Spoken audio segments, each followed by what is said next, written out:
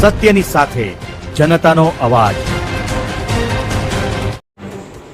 નમસ્કાર, આપ જોઈ રહ્યા છો 24 ન્યૂઝ નેટવર્ક। હું છું એન્કર અર્પિતા પટેલ। 24 ન્યૂઝ નેટવર્કમાં આપનું સ્વાગત છે। હવે જોઈએ અગત્યના સમાચાર। વાવ-થરાદ જિલ્લાના રા ખાતે પ્રથમ સ્વાતંત્ર્ય પર્વની ભવ્ય ઉજવણી। વિધાનસભા અધ્યક્ષ શંકર ચૌધરીએ રાષ્ટ્રધ્વજ લહેરાવી તિરંગાને આપી સલામી। વિકસિત ગુજરાત થકી વિકસિત ભારતના નિર્માણ માટે સૌને સંકલ્પબદ્ધ થવા આહવાન। રાના વિકાસ કાર્યો માટે અધ્યક્ષે ₹25 લાખની ગ્રાન્ટનો ચેક કલેક્ટરને અર્પણ કર્યો। વાવ-થરાદની વિકાસ યાત્રા સરહદી વિસ્તારની સમૃદ્ધિનો નવો અધ્યાય લખશે: શંકર ચૌધરી। નવા જિલ્લામાં શિક્ષણ, આરોગ્ય, રસ્તા, સિંચાઈ અને માળખાકીય વિકાસના અનેક પ્રોજેક્ટો પ્રગતિમાં। નર્મદા આધારિત પાણી યોજનાઓ પાછળ ₹2350 કરોડના કામો પ્રગતિમાં। વાવ-થરાદ વિસ્તારમાં ₹1600 કરોડના માર્ગોના કામો ચાલી રહ્યા છે: શંકર ચૌધરી। ભારે વરસાદ અને પૂરના પાણીમાં કાયમી નિકાલ માટે ₹1400 કરોડની યોજના મંજૂર। થરાદ ખાતે ₹70.71 કરોડના ખર્ચે જિલ્લા સેવા સદન આકાર લઈ રહ્યું છે।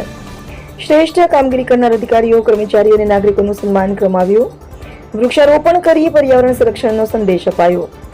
શાળાના વિદ્યાર્થીઓએ દેશભક્તિપૂર્ણ સાંસ્કૃતિક કાર્યક્રમો રજૂ કર્યા। પોલીસ જવાનોની શિસ્તબદ્ધ પરેડે સ્વાતંત્ર્ય પર્વની ઉજવણીમાં ઉમેર્યો। દેશભક્તિનો રંગ 2047 સુધી વિકસિત ભારતના નિર્માણમાં યોગદાન આપવા યુવાનોને આહવાન। પાણી બચાવવા, પર્યાવરણ જાળવવા અને નશામુક્ત સમાજમાં નિર્માણ માટે અધ્યક્ષની અપીલ।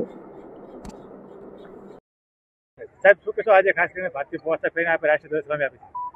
ભારતીય પોશાકમાં ભારતીયતા બધામાં દેખાય, એ ભાષામાં પણ દેખાય, ભૂષામાં પણ દેખાય। અને આ અમારા સરહદી વિસ્તારનો ઢીવટો એ અહીંની પરંપરા છે અને એક શુભ્ર વેશમાં અહીંના નાગરિકો જે પહેરતા હોય છે એ જ ગણવેશ મેં પણ પહેર્યો છે। આ એક અલગ પ્રકારનું જે ધોતીના જે પ્રકારો છે અલગ અલગ, એમાં ઢીવટો છે એ દેશ માટે એક અલગ પ્રકારની પહેરવા માટેની અનુકૂળતા સાથેનો એક ડ્રેસ છે। અને આવનારા સમયની અંદર નવરાત્રિમાં પણ તમે જોશો તો આ ડ્રેસની અંદર અનેક યુવાનો આ ડ્રેસ પહેરી શકશે। આવનાર સમયમાં સાહેબ રાહને કેવા વિકાસના કામોની ભેટ મળવાની?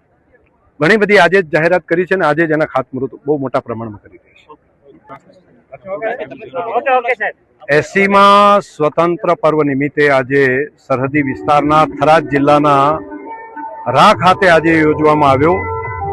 આ ઉત્સવ એ પ્રજાનો ઉત્સવ બની ગયો।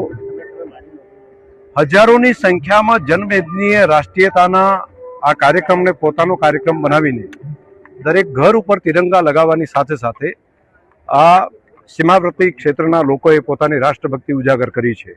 હું આજે પુનઃ આ સીમાવર્તી ક્ષેત્રની ધરતી ઉપરથી પૂરા રાજ્યના પ્રજાજનોને આજે સ્વતંત્ર દિવસની ખૂબ ખૂબ શુભકામનાઓ પાઠવું।